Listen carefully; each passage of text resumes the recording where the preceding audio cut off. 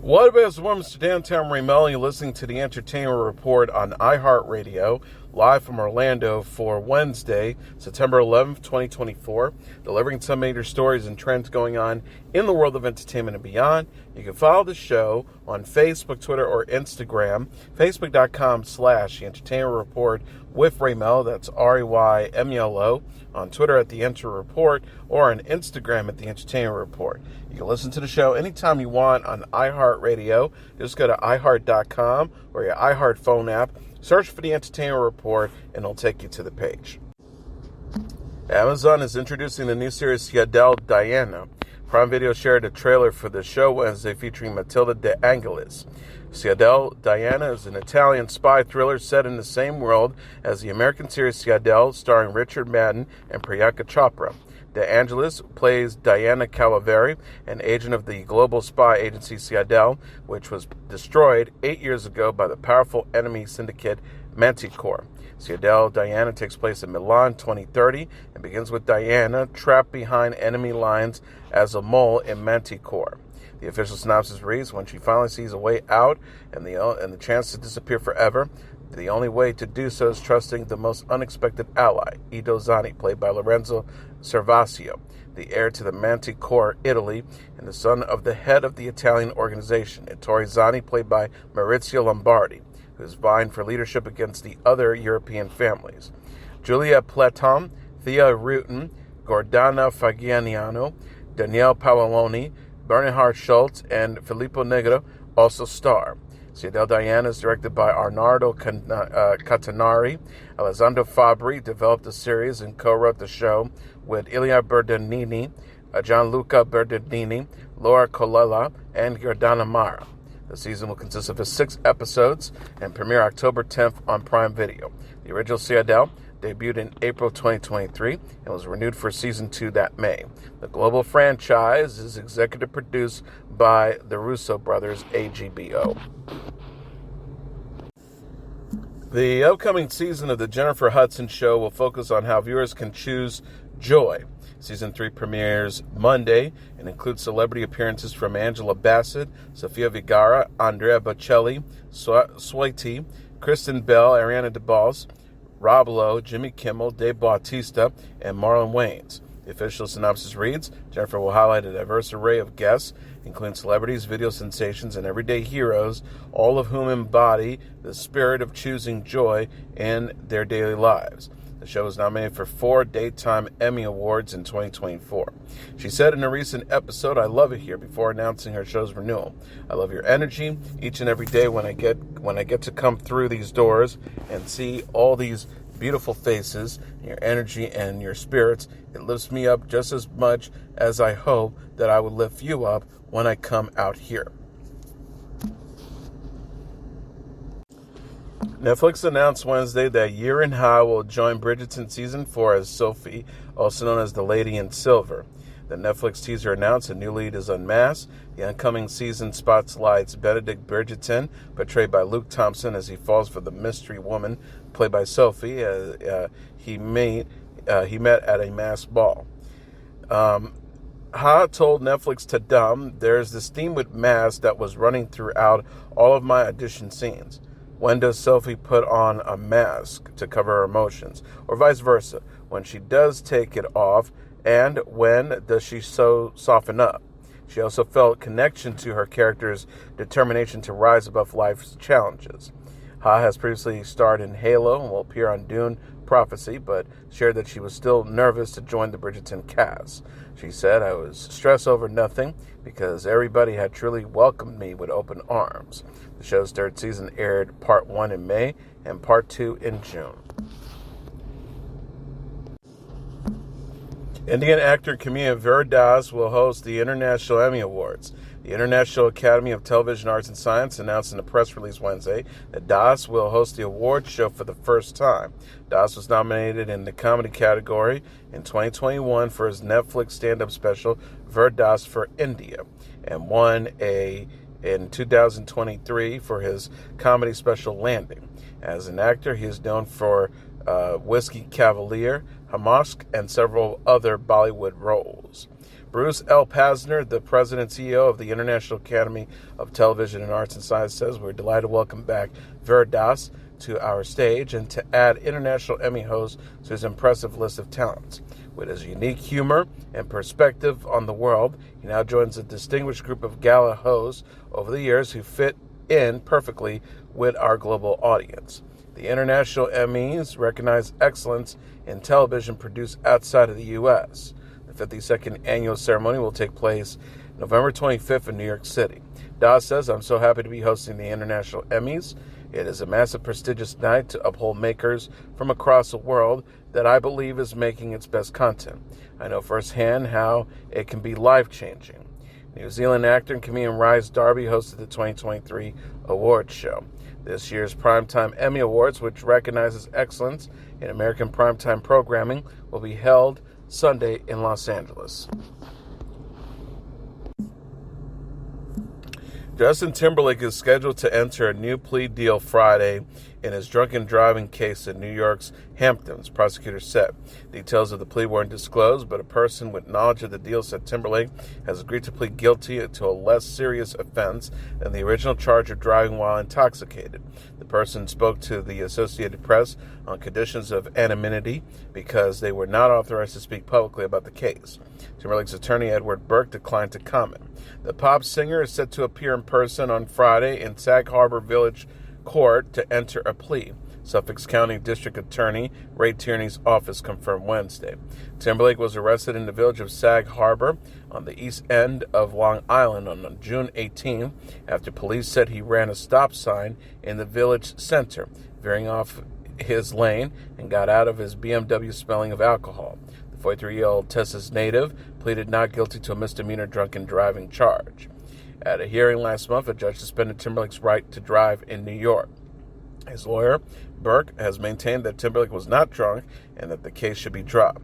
Timberlake was pulled over after leaving a Sag Harbor hotel at around 12:30 a.m., according to police. The police said in the court filing his eyes were bloodshot and glassy. A strong odor of an alcoholic beverage was emanated from his breath. He was unable to divide attention. He had slow speech. He was unsteadily afoot, and he performed poorly on all standardized field sobriety tests. Timberlake told the officer he had had one martini and was following some friends home, according to police. He was arrested and spent the night in custody at a police station.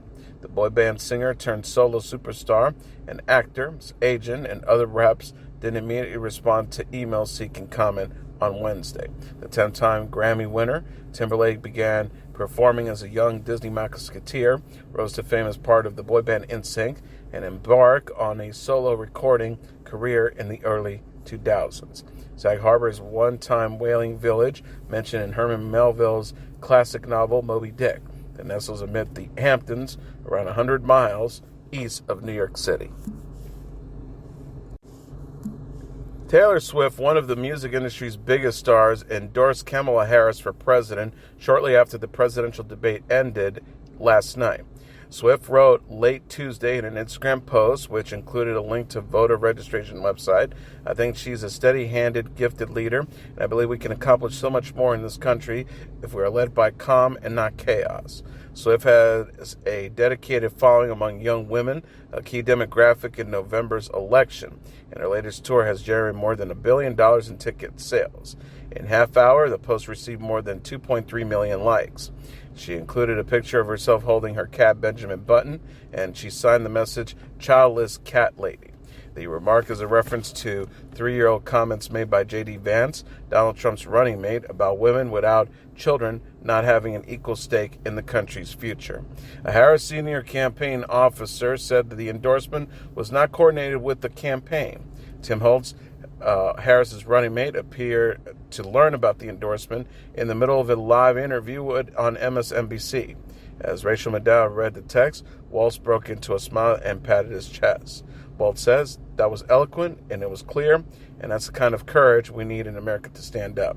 Swift wrote that her endorsement was partly prompted by Trump's decision to post artificial intelligence-generated pictures suggesting that she had endorsed him. One showed Swift dressed as Uncle Sam and the text that said, Taylor wants you to vote for Donald Trump. Trump's post brought me to the conclusion that I need to be very transparent about my actual plans for this election as a voter, she wrote. She added, I've done my research and I've made my choice. Trump said Wednesday that Swift's move was just a question of time. He told Fox and Friends that Swift is a very liberal person who always seems to endorse a Democrat, and she'll probably pay a price in the marketplace. In 2020, she supported Democrat Joe Biden, and she cheered for Harris in her debate against then Vice President Mike Pence. She also was openly critical of Trump, saying he had stoked the fires of white supremacy and racism.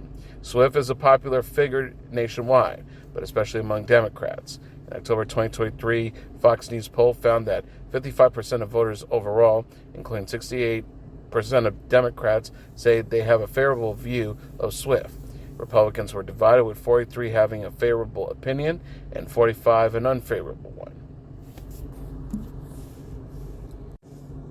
And in a related story, the MTV Video Music Awards returned Wednesday night with a whole lot of Taylor Swift. Will she become the most awarded musician in VMA's history? The pop star leads the nomination with 12, 8 for her Fortnite music video, 2 for social categories, and nods in the Best Pop and Artist of the Year categories. She followed by her Fortnite collaborator Post Malone, who has 11. He is nominated along with Swift 10 times and earned his 11th nod for his country hit, I Had Some Help, featuring Morgan Wallen. It's unclear whether Swift will attend the show, but if she does, winning would give her a prominent stage to voice support for Kamala Harris's presidential bid. In prior years, at any indication, Swift has made multiple speeches. She took home 9 VMAs last year, bringing her total to an impressive 23. That placed her just behind Beyonce, who has 30, and just ahead of Madonna, who has 20 awards. Lady Gaga has 19. 7 Swift wins would tie Beyonce's record, and if she wins 8, she could become the most awarded musician in VMA history. That is if Beyonce doesn't take home any of her own trophies. She's up for Song of the Year for Texas Hold'em and 2 social categories. The VMA, which begins at 8 p.m. Eastern Standard Time, being held at the UBS Arena in New York's Long Island, will be hosted by Megan Thee Stallion. It marks her first time hosting an awards show. She'll perform as well. The last 2 years have been hosted by Nicki Minaj. She emceed solo in 2023, and in 2022 she was joined by Lil Wayne and Jack Harlow. Katy Perry will receive the Video Vanguard Award and perform. Previous recipients include Shakira, Beyonce, Nicki Minaj, Madonna, Janet Jackson, Jennifer Lopez, Rihanna, and Missy Elliott. Other scheduled performers include Eminem, who will open the show, as well as Benson Boone, Sabrina Carpenter, Megan Thee Stallion, Chappell Roan, Glorilla, Halsey, Lenny Kravitz, Lisa, Raw Alejandro, Karol G, LL Cool J, Shawn Mendes, Camila Cabello, and Anita, who will be joined by Fat Joe, DJ Khaled, and Tiago PZK.